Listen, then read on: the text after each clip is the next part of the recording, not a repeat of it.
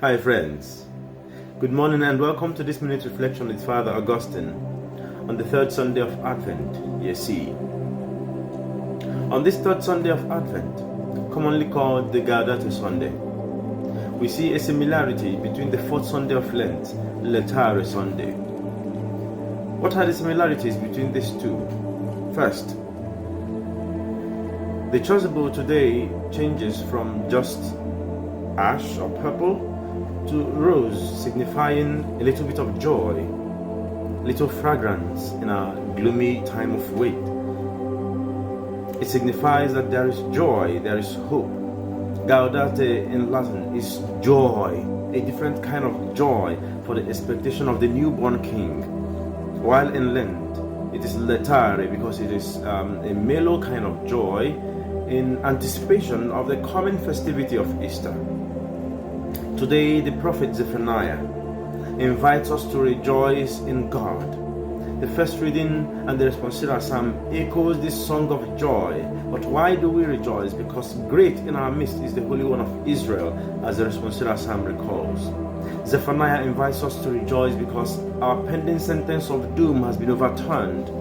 Prior to the message of this gospel, we see in the book of Zephaniah that he had already declared a sentence of doom coming from the Lord because of the iniquity of the people.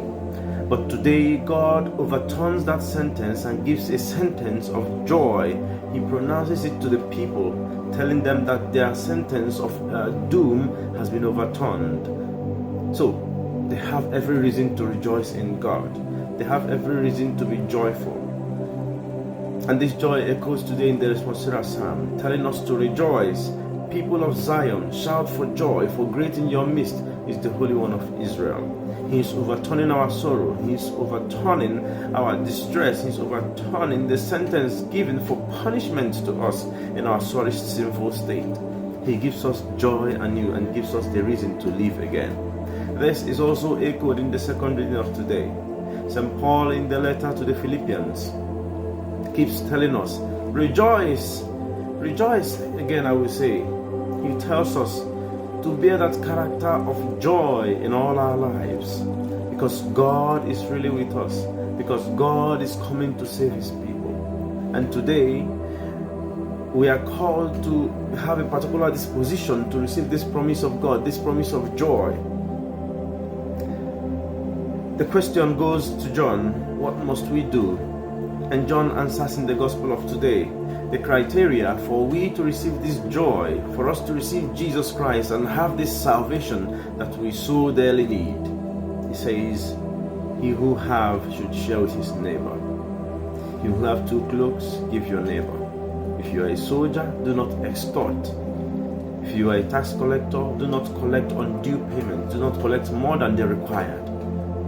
You know, he is just saying that we should eschew every form of corruption, every form of oppression, every form of injustice. That is the only way Jesus' salvation will come into our hearts. Today is a day of joy. Today is a day of gladness. God invites us to be joyful in him.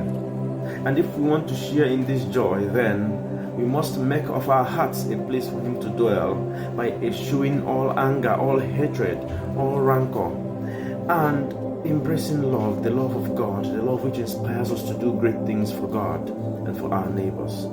May Jesus help us today to prepare for his coming by making ready a way for him and by showing love and kindness rather than hatred, rather than division. Let us make peace and so prepare the way for his coming. Remember, be joyful today. Again, I say rejoice. Let your forbearance be known to everyone. The Lord is at hand.